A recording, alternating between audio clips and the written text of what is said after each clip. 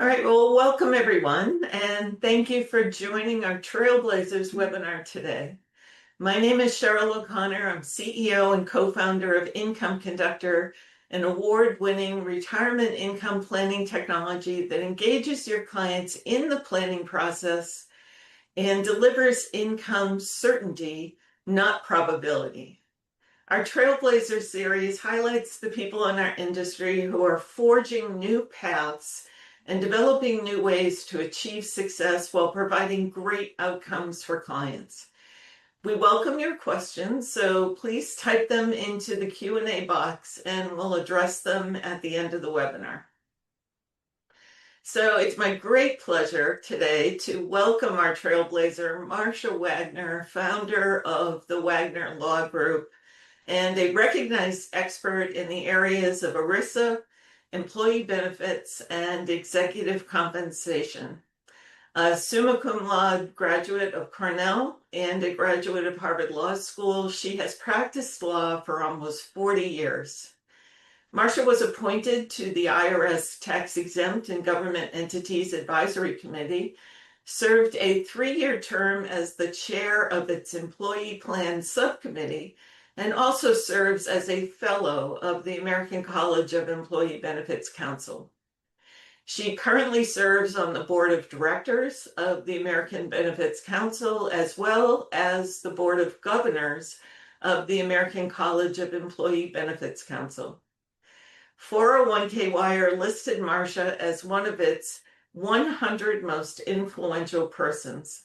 She's received the Top Women of Law Award in Massachusetts, is listed among the top 25 attorneys in New England, and most recently was inducted into the Massachusetts Lawyers Weekly Hall of Fame.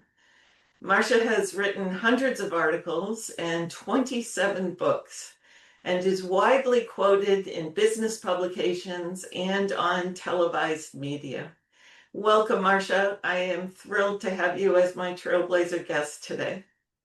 Thank you so much. I'm thrilled to be here. All right. Well, why don't we start out by you sharing with our listeners a bit about how you started your professional career and your journey leading up to starting your own firm. Well, thank you for that question. No one ever asks the origination stories. So I started out in big law, what is now known as big law. Back then it was law because it was all big. And I became a partner at a fairly major national law firm that many people, if not almost all the people in the audience, would have heard of. And I ran their ERISA law practice for a while. And that was back then as a young lady. I think I was in my early 30s. Let's see, I would have been 33 when I became partner. My law firm is 30 years old now. So I was a young kid. I did this for maybe a year and a half, working as a partner at that law firm, and decided that I was losing myself. I wasn't happy. I would have a stomach ache going into work. And it wasn't because I have any health issues, or it was because I was forcing myself to be smaller than who I really am through the protocols, the rules, the procedures, the things that I didn't understand as to how corporate America or legal America worked back then. There were a lot of unwritten rules, etc. And if you're not from an in group or a Brahmin family or a wealthy family back then, quite frankly, you were treated as expendable. Even as a partner, I was told by someone, a necessary evil is ERISA. So I decided to have that at least in the practice. So I decided, you know what, even though I have the prestige and the honor and the money now of having made it, having worked in 10 full years in big law to make partner, I decided I was better than that, quite frankly. I was honest to myself, and I decided to create my own law firm. Now, no one back 30 years ago creates an ERISA law firm. ERISA generally is a purview of big law. It's hard to get clients, maintain clients. The stakes are very, very high. But I figured, you know what, with passion and intensity, self-confidence, and good old-fashioned rolling up the sleeves hard work and knowledge, there was no way that I wasn't going to succeed. And when you put your mind to it, you will do what you want to do. You just have to be honest enough with yourself to do it Mhm. because it is a huge risk to be responsible for your own growth, your own feelings, your own future. Much easier to blame a partnership, much easier to blame a community for your lack of growth. Luckily enough, I guess at the age of 33, I somehow broke out of the box that I Mhm. was intended for myself to be in. So I'm curious, did they ask you to focus on ERISA, or was that something you pursued yourself because you found it, a passion for it, or you found it really interesting? I think there's two answers to that question, both of which are honest. They go to different levels. What's a good thing for a lawyer? But they go to different levels of understanding of things. So back when I first started practicing law, I was a tax lawyer. And Tri 86, the Tax Reform Act of 86, was just passed. And there were a lot of unwinding and creation of certain things called master limited partnerships. And I became an expert in a certain new Mhm. regulation at the time called 704B, which was the appropriate allocation of capital, et cetera, between different parties. And it was considered very technical and very difficult, although frankly, it really isn't. But it was considered back then to be high level tax law. When a lot of this stuff started to dry up because of Tri 86, one of the real estate tax partners at what is now known as Morgan Lewis and Bockius, which is where I worked when it was Bingham, Dana and Gould, said, you know, if you like this crap, you're going to love ERISA. So that was a start, but more deeply and more importantly, I knew that I had to, in many ways, make myself indispensable if I were going to keep a job and become a partner in a law firm. And I figured, ERISA, no one really wants to do it. I remember reading this and thinking, I can own this and I will own this area of the law. There is no way I won't. And that would have been back in 87, 88, 89, maybe. I can't really remember. But it was in the years go by, the decades go by quickly. And I think that was really the goal. The Mhm. goal was to maintain my knowledge base in the law. And the goal was to remain employable and important and to really own an area of law. So I Interesting. chose it and it was chosen for me. It seems like it was meant to be. Interesting.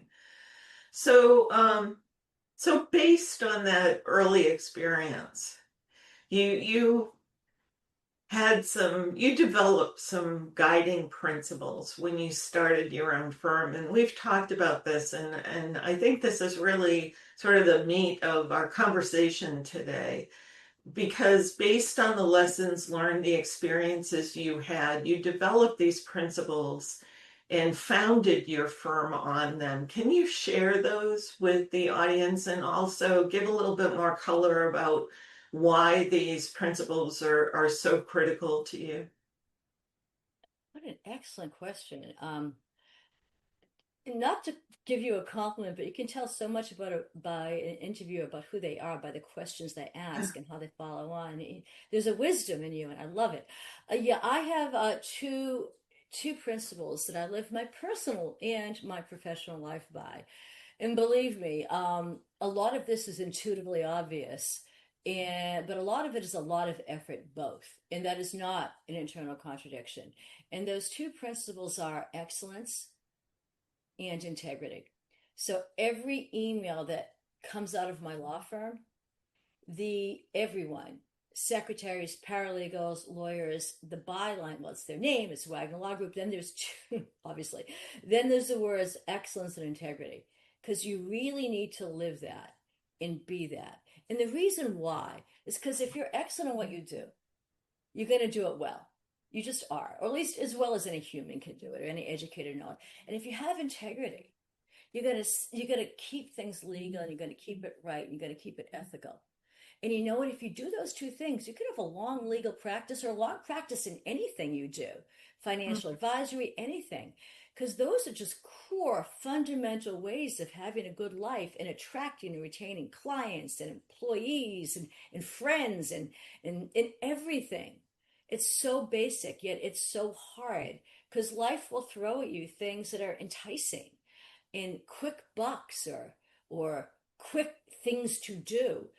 And you want to do it because the dopamine and the insecurity and the fear pushes you down a bad path. And it pushes all of us down.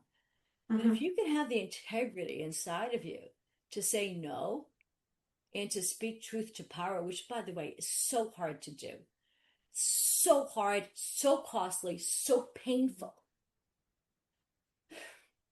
But if you have it in, and I've really only done it twice in my life, and I assure you, it's difficult, it's hard, and it's costly, and no one ever thanks you. But if, quite the opposite, but if you have it in you to speak truth to power, man, you will have a better life. And then the people that you attract around you and retain around you will be better, will hit their highlights. Everyone has genius in them. And if you let them have their genius by showing your own, then guess what? Everyone benefits. It's clearly a virtuous cycle when you Mhm. implement excellence and integrity. Oh, I love that. So, I mean, I don't think anybody would disagree with you that those are two incredibly excellent principles to build a successful company on. But logistically, how do you build that culture and sustain it as your company grows? That's always been a problem, for entrepreneurs as their company grows, as they become more successful. Things tend to get watered down as more resources come into the No, firm. we've watered up. Okay, No, I no, no, love no. that. When you're young and desperate as I was, I've come very close to cutting corners no, no, au contraire. When you grow, if you grow well, you can become better in your core principles. But let me start at the beginning. It's very easy for me to sit here and say, oh, have integrity, be excellent, say no to. It's easy for me to say that now because I'm Mhm. a success. Thank you. Uh, my firm is doing well. I'm grateful. We're okay. It's easy to have principles when you're going to be okay. It's really hard to Mhm. have principles when you're just beginning, and that is when you need them. Mhm. Because if you don't have them in the beginning, you're not going to have when you really need them, and horrible things can happen. So the question is, how do you start? How do you start? How do you leave a cushy law firm partnership at big Mhm. law where you're like considered one of the top 30 under 30 or 30 under 40, whatever those stupid lists are, where you're considered like a big deal? How do you, which I find humorous actually, but how do you go from that, where every banker in the world wants to give you money and loan you money and manage your money and help make introductions and bring you to golf courses or whatever it is? How do you go from that to, oh my God, I could go bankrupt? In Mhm. fact, I'm close to bankruptcy. And no one will take my phone call. How do you do that? And then how do you survive that? I mean, I remember I had a mortgage. I had a townhouse, a little apartment in Cambridge, and I remember I had to take a roommate to pay my mortgage. So I got this little Chinese girl named Chi who was studying at the college at Harvard College, and her father back then, only the Chinese government officials kids could go. So he was Mhm. a general, I kid you not, in the Chinese army. And he didn't believe that I was the real deal because what kind of loser Harvard Law School graduate possibly needed a roommate to pay mortgage? And I'm like, Chi, welcome to capitalism. I can and will be homeless if this doesn't work and if you don't pay the mortgage. So this guy, this general guy, did a deep dive on me, and he figured out, through whatever intelligence, that I really was who I said I was. And so, I mean, which I found very humorous because in a sense it's unbelievable, because it's so hard to leave something easy to do Hmm. something hard. And how do you do it? You sell and you work hard. You work, I tell people I worked, without exaggeration, 7 days a week, probably 12, 14 hours a day. If there was a billable hour, I would take it. I would, I would write a Cobra form. I would do board votes. I know these things. I would do things that were very simple that Hmm. paralegals would do. I'd also do the most sophisticated, I would do whatever came in. I would cold call Honeywell Bull HN. It doesn't even exist anymore, so I'm not breaching attorney-client privilege. I cold called them and I got them as a client through a cold call. You do whatever you have to do. Get the clients, then do the work and try hard to stick to your principles. But the real big thing in the beginning, for those of you out there in YouTube or video land, the big thing in the beginning is fear not. Do not be afraid. Fear can like breed the worst type of results. You will do Hmm. bad things if you are afraid. So don't fear. That is practically, logistically, and fundamentally how you need to start a company. Know what you are foundationally, know what your principles are, know them. Fake it till you make it, even if you're not a person of excellence and integrity. And I'm not saying I am. I'm saying that I said, okay, this is important. This is what I'm going to be. This is what I have to be. This is where my soul is calling me to be. Don't, Hmm. and I'm like, I am going to be that person. So keep it, stick to your principles, stick to who you are. You don't have to be a saint. God knows you don't, but try not to be a sinner. Just try, knowing that in the beginning it's very Yeah. hard. Now, as you grow, and we can get into practical steps about management and all that stuff later if you'd like to, but as you grow, just in the beginning, how you have to face down fear, Hmm. as you grow, you need to face down cynicism. Hmm. Don't be cynical about the world. Oh my God, the world's beautiful. It's lovely. There's opportunity for all. There really is. It's a matter of your inner force. Create the inner force. Don't be a victim of circumstance. No matter how bad is your circumstance, you always have the power of perception and how you're going to react to it. So, for those of you beginning out your own practice, your own business, my advice is fear not and stick to your principles. Once you've gotten there and you're growing, do not become jaded. Do not become cynical and stick to your principles. The core underlying thing in both time frames, although clearly it's a continuum, Yeah. is stay true to whatever your principles are. And even though it's hard to do, fake it till you make it. You fake being good, and you will be good eventually.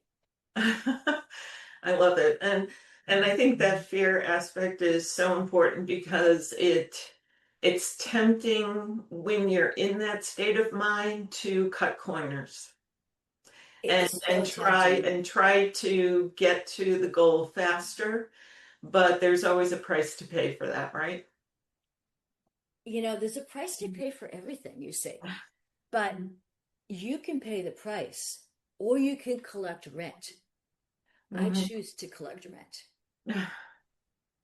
Love it. So part of this building of the firm, we've been talking about kind of the firm itself and you as a leader and your employees, but one of my recent Trailblazer guests advised asking clients what kind of advisory firm they would like to see if they had the opportunity to build one from the ground up as a client. So, what advice? I know you're passionate about this as well. What advice do you have for advisors and other entrepreneurs who are starting their own firms or building their firms and looking to expand um, with that focus on a client, what are your principles around your customers, your legal clients? Okay, this is a twofold question. First of all, what are my principles? And second of all, how do you get there? Hmm. Um, my principles regarding my clients is I love them. They pay my mortgage. They help me educate my kids. They are the reason I can give to charity. I would be nothing without my clients. And I'm really grateful. And every now and then, when I'm tired or I don't want to do something or whatever, I keep on reminding myself these people have made you wealthy. These people are helping you take care of your family. Hmm. I feel like in this day, this is 2025. I weigh what, 118 pounds. I'm 5'4". I'm skinny. I'm weak. I can't lift anything. I am doing well in a country because we're civilized, Hmm. because the rule of law matters, because how we treat each other actually has some validity. 200 years ago, man, I'd be worthless, honestly. So we have to real no survival techniques, nothing. So so I'm telling you, I couldn't build a fire right now if my life depended on it. So what I'm telling you is that we should all know how lucky we are, really Hmm. lucky, that all of us, I think, generally listening in on this webinar, we earn our daily bread through our brains, through what we can create. How lucky is that? I can do this now until assuming I have my mind, and until I'm no longer alive. Hmm. And get better and better every year with more experience. What luck is that? I mean, people used to retire, well, were forced in the old days to retire, relatively young. I'm 63. I consider that young. I considered it old when I was young, but now it's young. At some point, I'm sure 73 will seem young to me. But I think that, hell, 100 is going to seem young to me at some point. But I really think that, you gotta fight. You gotta love what you do. You've got to have a passion in it, and you've got to want to be good, and you've got to want to succeed. So that's the first thing. The second thing, and you've got to really appreciate your clients and appreciate that you're living because of them, the life you're living. So that's the first point. The second point is equally important. You are one person. No matter how hard you work, no matter how many hours a day, there's only so much someone can do physically and mentally. Not spiritually, but physically and mentally, it is finite. So if you really want to help your clients, you know your limitations, and then you hire people that are good Hmm. around you to help you, to build you foundationally. Now, people, the old adage is hire people smarter than you. That is the stupidest adage. First of all, if it was that easy, find me them for me, okay? You don't pick them off of trees. This is ridiculous. You hire people that you know have integrity, that know your area of law or whatever you're practicing, that you've observed over the years, that get through a good interview process, that you have observed, that you respect or can respect. Hmm. That is what you hire. You hire the potential for younger people and the actualization for older people that you know. And then we're all geniuses in certain ways. You figure out where their special area, their special gift is, Hmm. and you encourage it. You don't micromanage it. You try to make them fulfill their potential. And in that way, your firm grows, you grow, your clients do better. So if you started out doing something really small and minor for a client, but then you have another lawyer who's blossomed in a certain area, related, obviously, you bring them in, and the relationship itself goes deeper. But I think the big thing is on growing and maintaining a practice is at the end of the day, it's about the client, it's about hard work, and it's about empowering people around you that are wise, that are good, and that share the fundamental principles of the firm. If the fundamental principles are abided by, there will be success. But you need to understand that success is a long road. I mean, this Hmm. law firm is 30 years old. Yay! My practice is 40 years old. There's no, I know, there's no overnight success. Hmm. Patience is not just a virtue, patience is essential for Hmm. success. I know we live in a time of immediate gratification and people look down on delayed or deferred gratification. But that's a sign, that's an indication of maturity and evolution of the soul. Wow, I love that. We do have a question from an audience member. How do you avoid the negative self-talk when you see others gaming the system and succeeding despite their apparent lack of integrity? Oh my goodness, what a question. So, the real reason I started my law firm is because when I was at this other law firm, I didn't know when I was, and it's not them. I'm sure it's people, it's humanity. It's our species. I didn't know when I was going to get backstabbed, side stabbed, front stabbed. I didn't know when it was. I didn't know who was going to come from. I used to go into work saying, "Okay, I gotta watch out." I would try to game the political system. I used to have to try to figure out how I could possibly get secretaries to work overtime for me without bitching and moaning so I could get a very important project out that would make Mhm. serious money for the law firm. And I'm like, you know what? It's hard. And then there were people that would game the system and would do very, very well for a while. I'm still standing, and I assure you that karma works. Have patience. Whoever's out there, I've stood in your shoes. I've felt your pain. I've been screwed over like so much. Now I find it humorous because you almost feel sorry for at a certain point, whomever asked that question, you will find not only forgiveness, that's just step one. You know, the second step is humor, because so much is inevitable. So much is people's own childhood dramas or issues playing out. You're just a projection. And if Mhm. you can view it with humor of, oh, how pathetic we are as humans, but maybe they'll grow, you'll you'll see things differently. And I know it's easy for me to say this now when you're in the middle of seeing that unjust people get unworldly rewards. Remember, it's temporary and nothing comes without a price. Now, mind you, the price could be professional or the price could be personal, but the price will be paid and it won't Mhm. be paid by you. So have sympathy in your heart if you can and have empathy because we're all, even your frenemies, there are no real enemies, even your frenemies are struggling in a way. And if you can view it that way, you will get through. You're going to get through this no matter what. But B, maybe it'll help you get through it a little easier. Well, I truly appreciate that that advice as an entrepreneur because there are many times when you just say, life is so unfair. Really? Tell me more.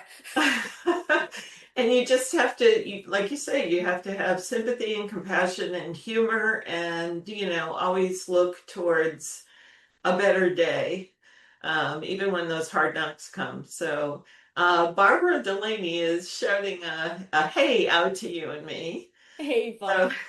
she also Barbara said, epitomizes. yes, Barbara and I I have know. known each other for decades, and that Another woman epitomizes what I'm saying. another icon in the industry. She said it's the Wild West out there, and I feel like I'm starting over, which is totally exciting. So, all right. Well, thanks for joining us, Barbara. So Barbara, call me. before we wind up, we only have a minute left. People can still submit questions, but I was wondering if you could take a minute to just give your viewpoint on what are the hot issues on the regulatory landscape out in the horizon that you see coming in, near long term. I think the big one and I got to write a paper on this, or I've got to do something, and it's forthcoming. I have two people in my firm working on it right now. Um, Mm, is cybersecurity, and what do I mean by that? What happens if there's a hack mm, and someone's account balance is stolen through no fault of their own? What if an entire pension plan disappears? You think this is theoretical. You listen to the broker dealers and the wirehouse and the custodian saying, "Oh, this could never happen." Well, of course it could happen. And in fact, it's happening at a very small level to itsy bitsy plans, but it will come up. mm, Now, fiduciary liability insurance bonds are not going to cover this stuff in general. They're not. So, I mean, I guess you can get a cyber rider, but even that's going to be difficult. I think that we're at a point where the private sector can't self-insure this. This is a huge systemic risk. So, kind of like we created the PBGC to in the FDIC to support banking and pensions from effective insolvency. I think we're going to need the same thing for cyber matters in the ERISA space. So there may be a slight tax or whatever for plans that maybe have to file at 5,500, maybe to support the other plans. I don't know the details yet. In fact, I haven't thought this through. But we need another governmental agency. mm, Or an agency akin to the PBGC, or maybe even an adjunct to PBGC or DOL. They're basically this true cyber fraud. And Title I of ERISA was complied with. In other words, the plan sponsor, the fiduciaries, everyone was doing what was reasonable, customary, normative in the industry at the time. Yet still the money disappeared. mm. We shouldn't spend a life litigating responsibility when it's truly something of beyond what a rational private player can insure against. I mean, a lot Yeah, of this is going to be state sponsored.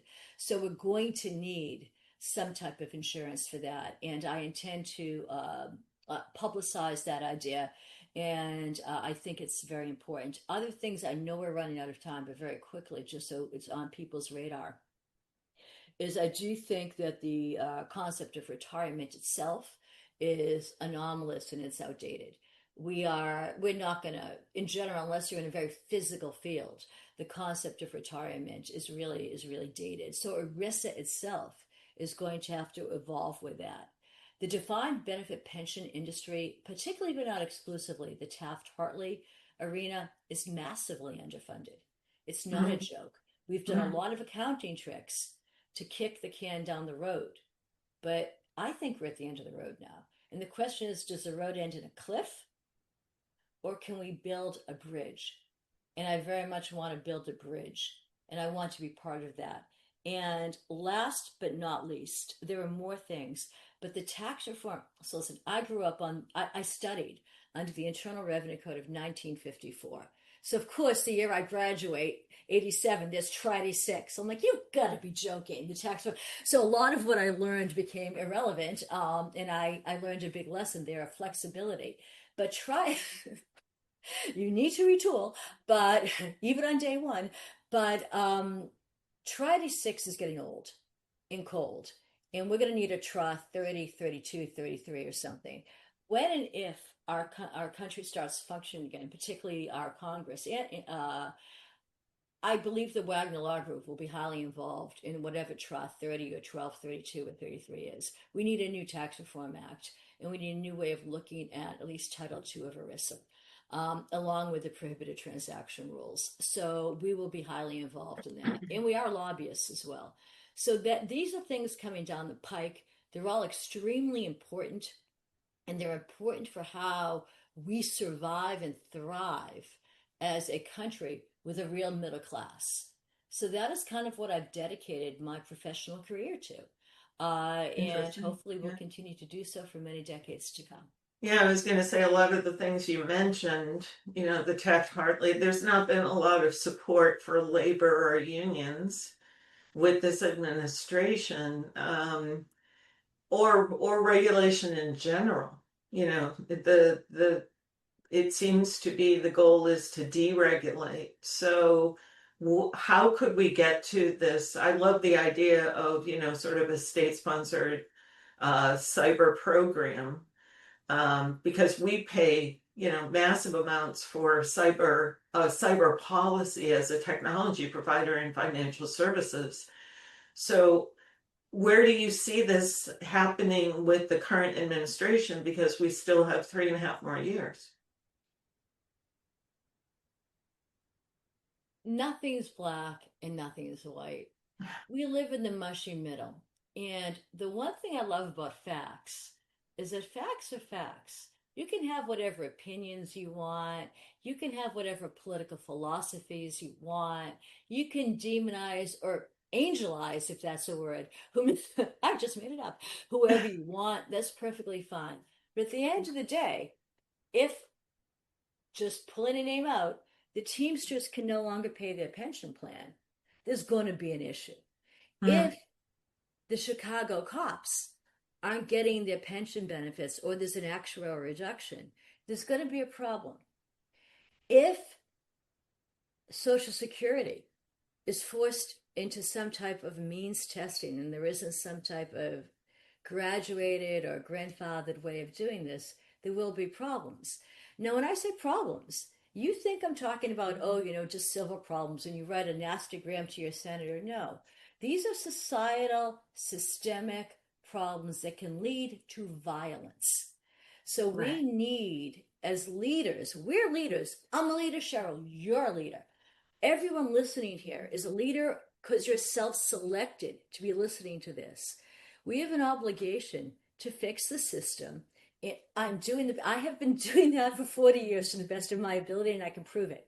So what we have to do, I have the receipts to quote somebody. So I've I've got like we have a box, we have parameters in which we have to work.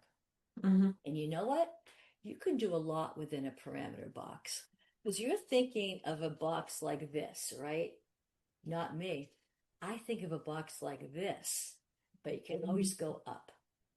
You can always make something 2D, 3D, or something 3D, 4D.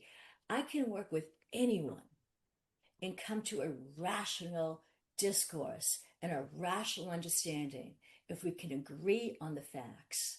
And we can. So, me, I think when there's instability, it's okay. It's who we are. Let us figure out where we are. Let's fight. The facts are going to be the facts. The facts will present themselves. Hmm. And we will come to some type of understanding how best to proceed.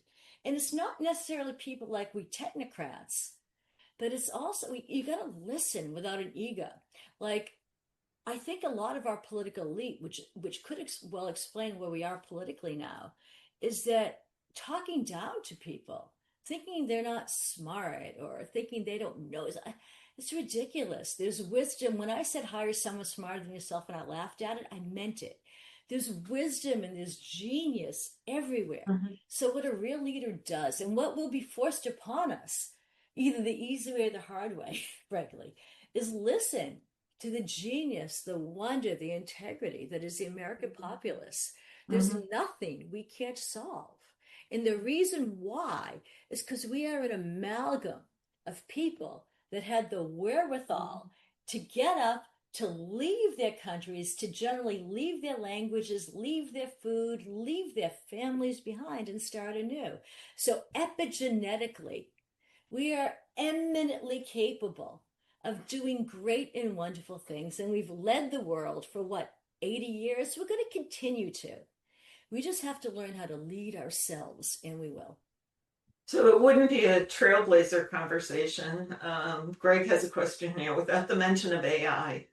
Yes. And, he specifically asked how will AI be included in cybersecurity concerns and remedies? But there's a larger issue here, and that's the regulation of AI. How Well, the does question is, that? will we regulate AI or will AI regulate us? I mean, what kind of almost hubris Mhm. is it to think we can regulate this thing? We're so every generation has something, or no, not every generation, every maybe 500 years, there's something. I'm just guessing here. I'm not a historian, but you had the Gutenberg press. So what did that do? That really took away a lot of power of the clergy, right? Because now Mhm. people could actually read the Bible. Oh my God. And it's like, John didn't say that. John, or he said this. And it enlivened debate. You know what I mean? And it got us out of the Dark Ages. I mean, the Gutenberg Bible, for those real historians, I apologize, I'm doing the best I can here. So then we go into some type of feudal society, right? Which is okay, or we're in a feudal society. And, the rent was paid to the monarch and to people beneath the monarch, and people just worked. It was stable. It worked. But then, oh my God, you had the what's it called, the ginny, the cotton ginny, and you had the beginning of industrialization. And then all these people become poor landowners, and everyone goes into cities, and that's another transformation of society. Huge transformation. Somehow we survived. Could we plan it? No. But industrialization changed the world. Mhm. The internet, I remember that when I was an associate at Bingham Dana, we had just opened an office in LA, which was considered a big deal for a Boston firm. And all the tax lawyers were sitting around a fax machine because the LA office sent a fax. And we were watching it come in. And we're like, oh my God, this is coming in real time. We couldn't believe it. That wasn't that long ago. That was 40 years ago. But we didn't know how that would change the legal profession.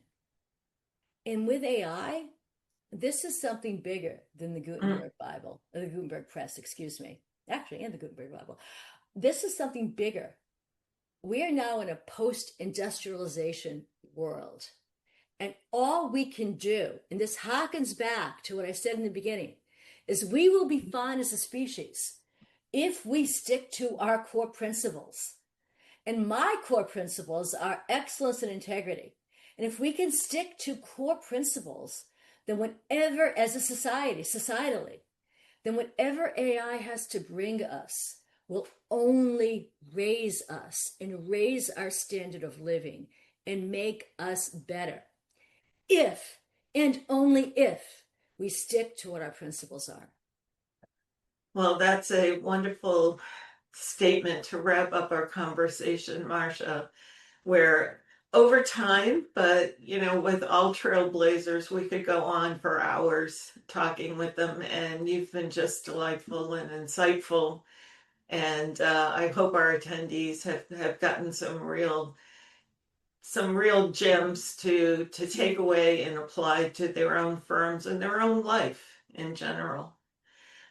So you've made an offer to share a publication with our attendees, and we'll be sending that out. Can you just talk about that for a second? So, listen, guys, about 15 years ago, when my life was truly falling apart, I was getting divorced. I had 4 young kids. My law firm was still young. I don't. If you try and hold on to your principles, then when your life is truly falling apart, and when there are many people who are happy to see your life falling apart. Yeah, I know it's our species. What can I say? So some rabbi actually from Chabad, it's a sect of Judaism that I happen to support, asked me if I would talk to some young kids who were just coming up. They were young kids, I'm sorry, young professionals, new MDs, new JDs, new PhDs, about what it took to, make it in the business world. And I'm like, Rabbi, I'm done. This is not a good time. And then I thought, you know what? This is the best time for me to tell young people what to do and how to live, or at least tell. Oh my God, how obnoxious is that? For me to at least share what I Sure. Yeah. think, not tell, but at least share what I think might be ways to proceed. So I wrote about 15 years ago, and at the old letterhead, you can see I only have 4 offices back then. What I think are good principles to live by and to do your practice by. So practice, whatever it might be, and then life, and then the holistic view of both. It's short, it's only a few pages long. I wrote it in the depths of despair, but I've got to tell you that it works. And people that have taken these principles, they say, at least some of them, mean something to them. So these will be emailed out to you. Again, when you look at the letterhead, realize we're not that small. We are double that size, but the main reason we are, is because the principles espoused in that paper that I wrote because some rabbi asked me to write it 10, 15, however many years ago, work. And the Wagner Law Group is living proof of it. But you need patience, and you need discipline, and you need to stick to your core principles. Well, thank you on that note, Marcia. Thank you so much for sharing your insights with our audience. And thank you to everybody who joined us today and for staying over. We really appreciate it. So be on the watch out for next month's Trailblazer. Have a great day. Bye, everybody. Thank you.